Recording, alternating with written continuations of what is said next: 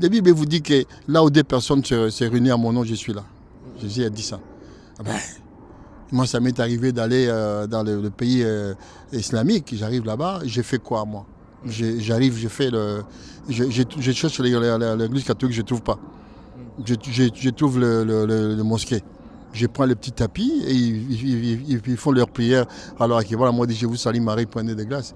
Je suis parti parce qu'ils se réunissent au nom autour de Dieu. C'est tout. Donc, chacun, ça dépend des. On ne peut pas obliger quelqu'un. Chaque personne dira que ma religion est meilleure par rapport à l'autre. Mais c'est toujours ça. C'est vrai que, en fait, moi, je prêche même pas une religion. Je prêche vraiment Jésus-Christ qui est le chemin. Et même dans le Coran, il est écrit que. Il dit quelque part, Jésus, Ibrahim, quelque part, on les connaît. Lis un peu le Coran, tu verras. C'est vrai, mais le bouddhisme aussi, mais dans le Coran, il dit quand même d'aller se référer aux évangiles.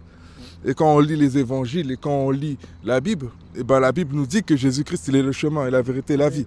Mais c'est comme si, en gros, on est en train de mourir. Je sais pas moi, on est en train de se noyer. Et puis quelqu'un nous envoie une corde pour qu'on puisse sortir de l'eau, et on ne prend pas cette corde-là, alors que c'est seulement cette corde-là qui peut nous sauver. Et ben c'est la même chose en fait. Jésus-Christ, il a donné sa vie pour nos péchés. Et il n'y a aucune religion qui a fait ça en fait. Personne ne peut justifier l'homme. La Bible nous dit qu'il faut qu'il y ait fusion de sang pour le pardon des péchés. C'est pour ça que le sang de Jésus, il a coulé de façon à pouvoir pardonner les péchés de l'humanité. Mais la Bible nous dit que c'est seulement à ceux qui croiront et qui déclareront de leur bouche. Comme quand on se marie avec une femme, on dit qu'on veut épouser cette femme-là. Cette femme-là aussi atteste de vouloir nous épouser, se marier avec nous. Et du coup, on est mari et femme et cette femme-là porte notre nom. De la même chose, aujourd'hui, est-ce que vous êtes sûr d'avoir le gage en fait, du paradis? C'est pas une ambiguïté, c'est quelque chose de clair. Est-ce que aujourd'hui vous avez quelque chose de clair pour me dire vous êtes sûr d'aller au paradis si vous mourrez? Parce que je ne peux pas être sûr parce que je suis un pécheur. Et je ne suis pas sûr de dire que tous les péchés que j'ai commis sur terre ont été pardonnés par Jésus.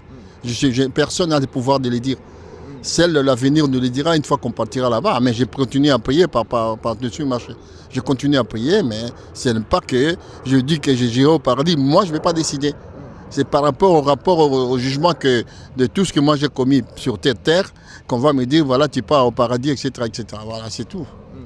Mais moi, je vous dis quand même, par rapport à ce que la Bible dit qu'on ira au paradis à partir du moment qu'on donne notre vie à Christ, qu'on reconnaît nos péchés, parce qu'il les a pris pour nous.